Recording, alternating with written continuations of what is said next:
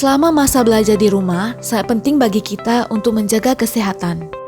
Tubuh yang sehat dan bugar dengan daya tahan tubuh yang tinggi akan membantu kita terhindar dari serangan berbagai penyakit, serta meningkatkan konsentrasi saat belajar.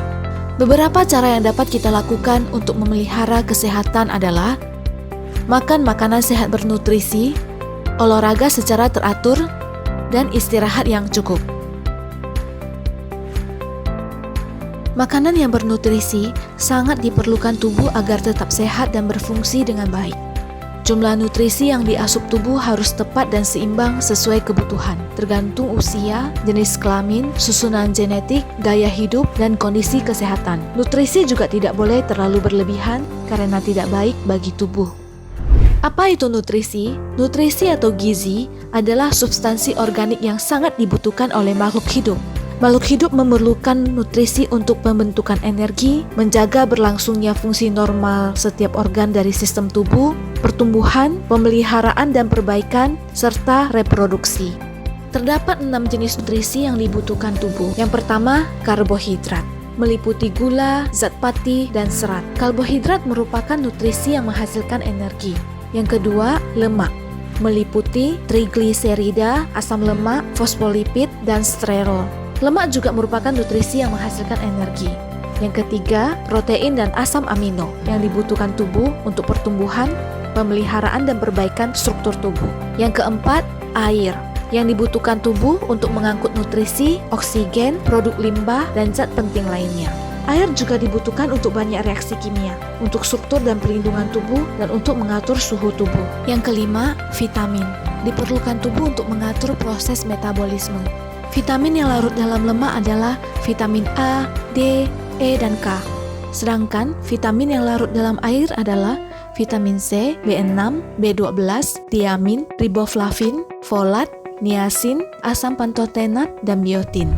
Vitamin tidak menyediakan energi, tetapi tubuh membutuhkan vitamin untuk mengatur berbagai reaksi kimia, misalnya mengekstrak energi dari gula, asam lemak, dan asam amino. Beberapa vitamin adalah antioksidan yang melindungi tubuh dari senyawa oksigen reaktif seperti radikal bebas. Ada juga vitamin yang berperan dalam pertumbuhan dan perkembangan jaringan, kesehatan tulang, dan pembentukan bekuan darah. Yang keenam, mineral yang diperlukan untuk mengatur reaksi kimia yang melindungi sel dari kerusakan oksidatif. Mineral juga dibutuhkan dalam proses pembentukan dan pemeliharaan tulang, transportasi oksigen, dan fungsi kekebalan tubuh.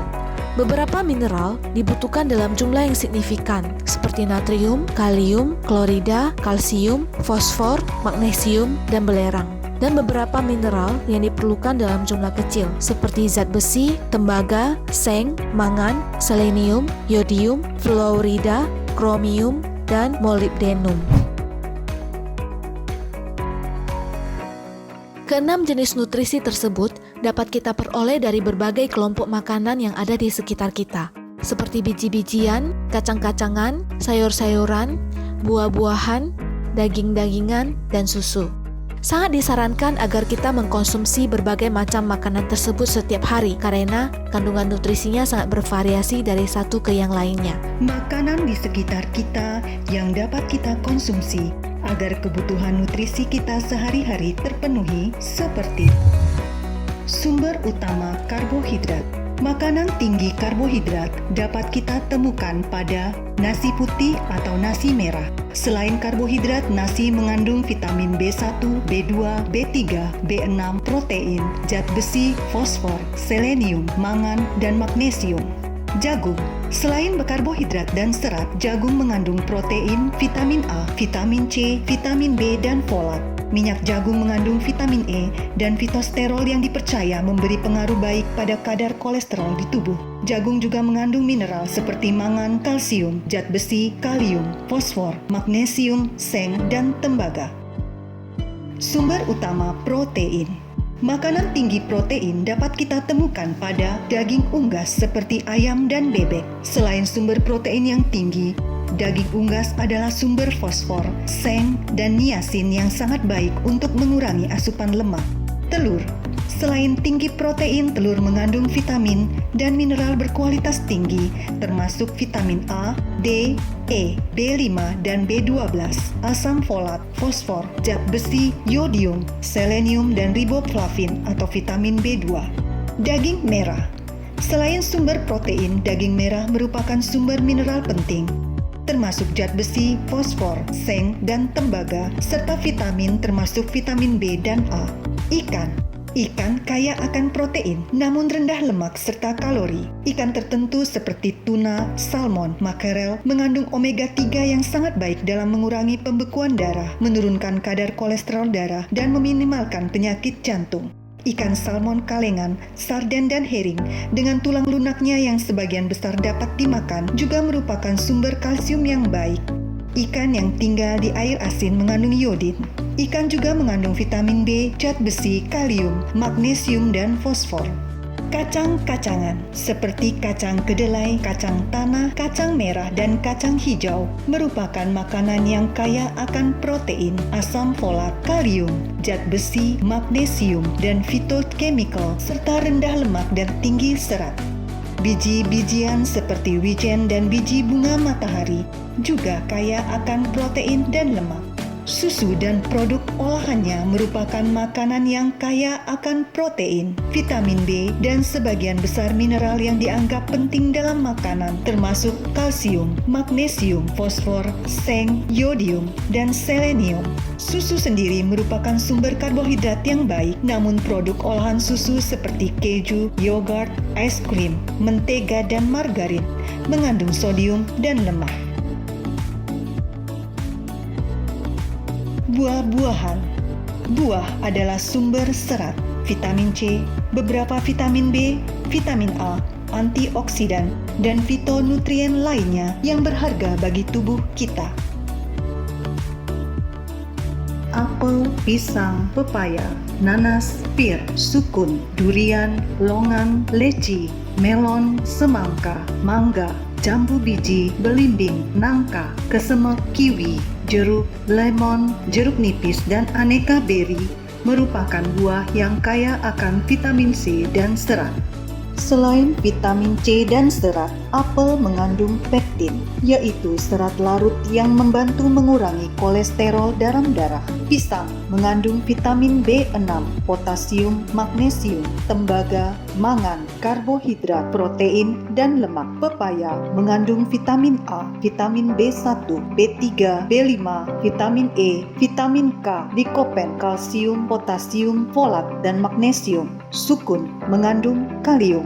Melon mengandung potasium. Semangka merupakan sumber likopen, yaitu antioksidan yang dapat membantu melindungi terhadap kanker. Mangga, jambu biji, belimbing, nangka, dan kesemek merupakan sumber vitamin A. Sebagian besar vitamin C pada jambu biji terdapat pada kulit buahnya. Jambu biji juga mengandung likopen dan karotenoid dengan sifat antioksidan. Jeruk merupakan sumber folat dan mengandung antioksidan yang baik untuk kesehatan. Jeruk juga mengandung karbohidrat, gula, lemak, protein, tiamin, riboflavin, niacin, asam pantotenat, vitamin B6, kalsium, zat besi, magnesium, fosfor, kalium, dan zinc. Lemon mengandung bioflavonoid yang dapat membantu mencegah kanker. Aneka beri seperti stroberi, blackberry, blueberry, cranberry, raspberry, huron merupakan buah yang kaya akan potasium, vitamin A, magnesium, dan kalsium. Penelitian juga membuktikan bahwa cranberry dan blueberry sangat baik dalam mencegah infeksi saluran kencing. Alpukat yang kaya lemak tak jenuh tunggal yang tinggi, namun rendah lemak jenuh, bebas sodium dan kolesterol. Alpukat merupakan sumber serat makanan yang baik dan mengandung lutein, yaitu salah satu karoten yang merupakan fitokimia dengan sifat antioksidan. Sayur-sayuran juga sangat sehat bagi tubuh kita. Sayuran menyumbang banyak vitamin dan mineral, serta serat larut dan tidak larut. Berbagai sayuran yang ada di sekitar kita yang bisa kita konsumsi, misalnya brokoli, bunga kol, seleri, labu siam, kentang, labu kuning, ubi jalar, keladi, bayam, pare, kubis, bengkuang, lobak, selada, okra, daun sop, cabai, tomat, dan buncis yang kaya akan vitamin C. Selain vitamin C, beberapa sayuran tersebut juga mengandung beberapa nutrisi lain. Misalnya vitamin A juga ada pada brokoli, cabai, tomat, labu kuning, ubi jalar, keladi, dan bayam. Magnesium ada pada okra. Potasium ada pada kentang, labu kuning, ubi jalar, dan keladi. Lobak dan kubis mengandung fitokimia yang dapat membantu tubuh dalam mencegah kanker. Tomat merah juga mengandung likopen, sejenis antioksidan yang dapat membantu tubuh dalam mencegah kanker. Likopen dalam tomat yang dimasak atau yang sudah diproses akan lebih mudah diserap daripada tomat segar.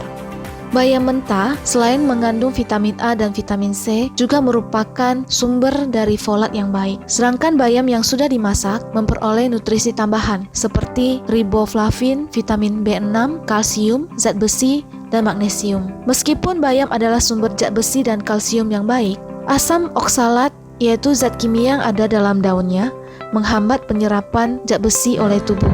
Oleh karena itu, penyerapan zat besi dapat ditingkatkan dengan mengkonsumsi bayam bersama dengan buah atau sayur yang mengandung vitamin C.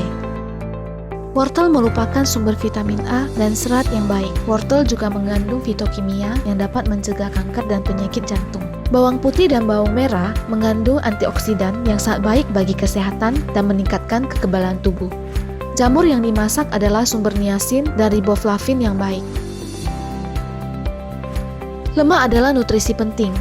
Tubuh kita membutuhkan sejumlah kecil asam lemak untuk membangun membran sel dan untuk mendukung fungsi yang menopang kehidupan. Kita dapat memperoleh lemak dari hewan maupun tumbuhan. Lemak hewani diperoleh dari daging hewan yang kita konsumsi, dari mentega, margarin, atau susu. Sedangkan lemak nabati dapat kita peroleh dari buah alpukat, santan, minyak kelapa, minyak zaitun, minyak jagung, minyak kanola, minyak dari berbagai jenis biji-bijian seperti minyak wijen dan minyak biji bunga matahari, minyak dari berbagai jenis kacang-kacangan seperti minyak almond, dan lainnya. Olahraga secara teratur. Olahraga teratur dan tepat dapat meningkatkan kebugaran dan daya tahan tubuh. Berbagai olahraga yang ringan, mudah, dan menyenangkan dapat menjadi pilihan karena dapat dilakukan di dalam atau di halaman sekitar rumah. Misalnya senam, yoga, berbagai olahraga kardio seperti lompat tali, jogging, naik turun tangga, squat plank, dan lainnya. Peregangan juga sangat penting untuk meningkatkan dan mempertahankan fleksibilitas tubuh. Istirahat yang cukup. Tidur yang cukup sangat penting untuk memberi tubuh kita waktu dalam memperbarui kesehatan mental dan fisik. Jumlah jam tidur yang ideal berdasarkan usia.